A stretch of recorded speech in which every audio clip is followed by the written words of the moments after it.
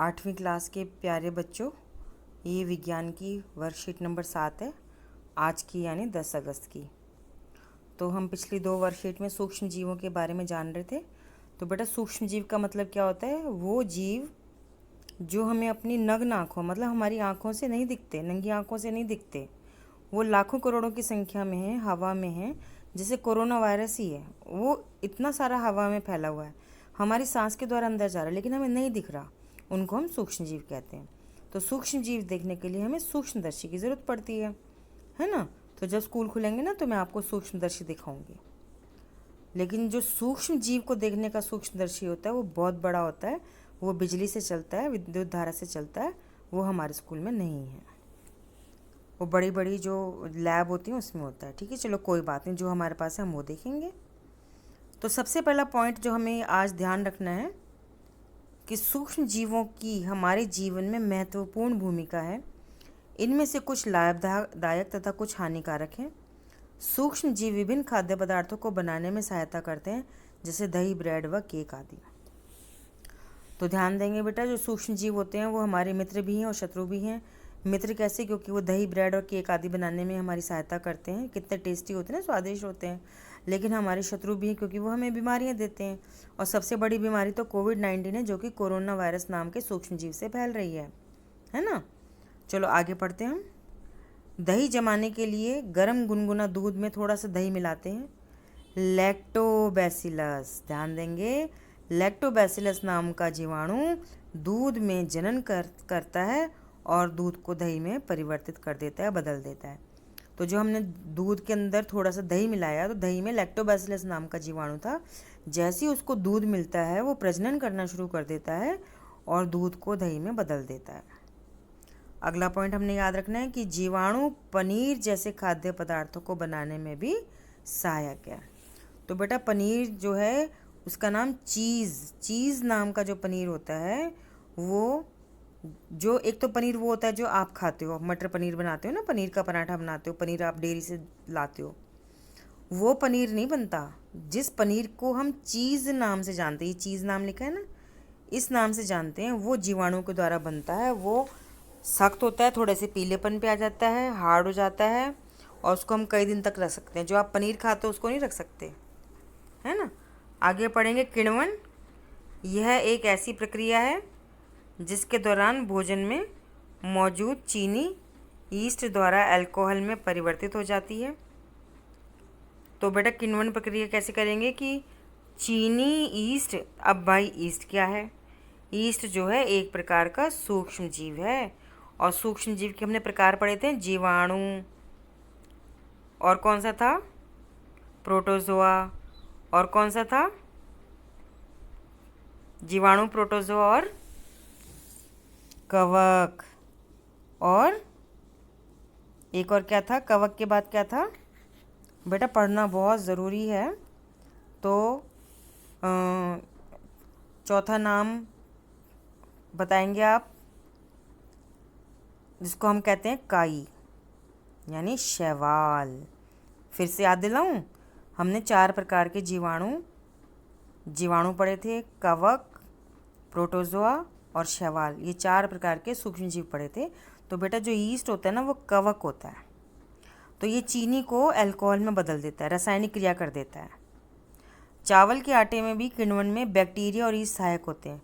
तो आपको पता है चावल के आटे को किण्वन करते हैं डोसा इडली बनाने के लिए, है ना, भटूरा बनाने के लिए भी फुलाते हैं, और जो जलेबी बनाते हैं उसमें भी खमीर उठाते हैं।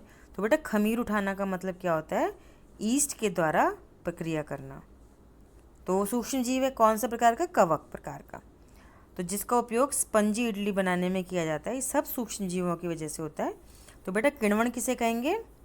जब ईस्ट नामक कवक चीनी को अल्कोहल में बदल देता है तो उसको हम किण्वन कहते हैं।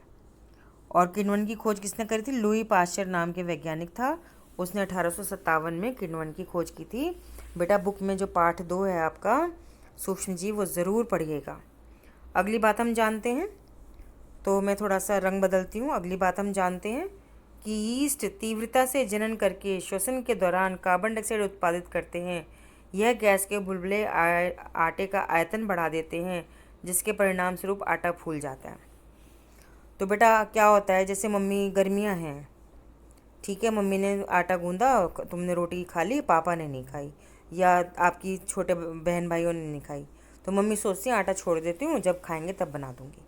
जब मम्मी आटा बनाने गई दोपहर में, देखा आटा तो उफना हुआ था, उसके अंदर छेद छेद दिखाई दे रहे थे, उसमें खट्टी खट्टी सी स्मेल आ रही थी, और रोटी बनाई तो इतनी ख़राब स्मेल आ रही थी, बदबू आ रही थी उसमें। क्यों? क्योंकि उसके अंदर किण्वन प्रक्रिया हो गई। ठीक है, जीवाणु थे ना, आपने कवक ईस्ट तो नहीं डाला था ना, लेकिन जीवाणु तो थे ना। बेटा जीवाणु को बैक्टीरिया कहते हैं, दोनों नाम याद होने चाहिए आपको, जीवाणु भी और बैक्टीरिया भी। उन्होंने आटे को फुला दिया, आटे की चीनी को उन्होंने कार्बन डाइऑक्साइड गैस में और अल्कोहल में बदल दिया। ठीक है, तो अगला पॉइंट हम पढ़ेंगे, किण्वन प्रक्रिया का उपयोग बेकिंग उद्योग में ब्रेड, केक और पेस्ट्री बनाने के लिए किया जाता है। इसका उपयोग शराब के उत्पादन में भी किया जाता है। बेटा शराब शब्द गलत है, शराब की जगह अल्कोहल लिखेंगे। ठीक है, अल्कोहल हिंदी इंग्लिश दोनों में अल्कोहल नाम होता है, तो इसका उत्पादन अल्कोहल के उत्पादन में किया जाता है, इसका उपयोग किण्वन प्रक्रिया का।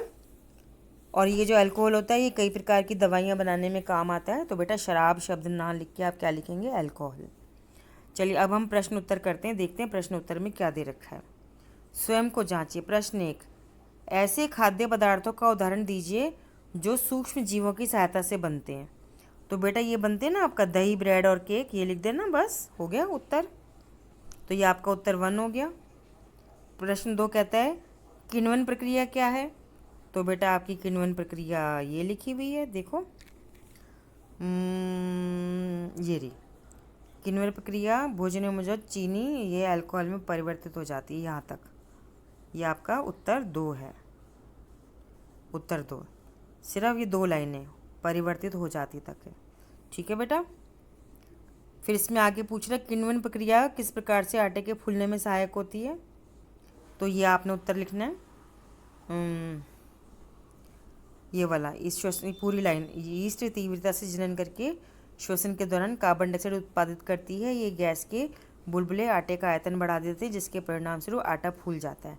तो ये भी दूसरे प्रश्न के उत्तर में आप लिखेंगे। ठीक है बेटा, चलिए अब हम तीसरा प्रश्न देखते हैं, दही कैसे बनाया जाता है। तो ये लिखा बेटा, ये उत्तर हो गया, दही जमाने के लिए गर्म गुनगुना दूध लेते हैं, थोड़ा सा दही मिलाते हैं, लैक्टोबैसिलस नाम का जीवाणु जो होता है दूध में जनन करके उसे दही में परिवर्तित कर देता है। तो बेटा ये आपकी 2 लाइनें जो हो गई तीसरे प्रश्न का उत्तर हो गई। दही जमाने के लिए गर्म दूध ही क्यों लिया जाता है। तो बेटा गर्म दूध इसलिए लिया जाता है कि उसमें ही वो जनन कर सकते हैं, बस ये लिख देना। तो ये तो आपकी वर्कशीट में लिखा नहीं है, लेकिन उसने पूछा है दही जमाने के लिए गर्म दूध ही इसलिए लिया जाता है जिससे कि जो लैक्टोबैसिलस है वो आसानी से प्रजनन कर सके और दही जो है जल्दी से जम जाए। और बेटा आपने हमारा एक दुश्मन सूक्ष्म जीव है कोरोना वायरस, जिससे आपने अपने आप को बचाना है। कैसे बचाना है, मास्क लगाना है क्योंकि सांस के द्वारा ही अंदर पहुंचता है शरीर के, 2 गज की दूरी का पालन करना है, और घर के अंदर आओ तो हाथों को अच्छे से धोना है साबुन से, और अपने मुंह और पैर भी अच्छे से धो के कपड़े भी बदल लेने हैं। ठीक है बेटा।